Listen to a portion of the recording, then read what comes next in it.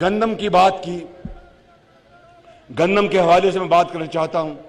کہ پہلے بھی کے پی کے سے ایک بات آئی، مطالبہ آیا، میں نے فوراً اس کو حل کروایا۔ میں آپ کو یقین دلاتا ہوں کہ کے پی کے والوں، چاہے پوری دنیا میں اس وقت گندم اور تمام جو اشیاء ہیں، کھانے پینے کی چیزیں مہنگی ہو گئی ہیں اور قلت ہے، وہ جنگ جاری ہے یوکرین کی، لیکن انشاءاللہ آپ کو میں یقین دلاتا ہوں کہ آپ کو گندم کے حوالے سے مجھ سے کوئی گلہ نہیں آئے گا۔ صرف آپ کی حکومت کو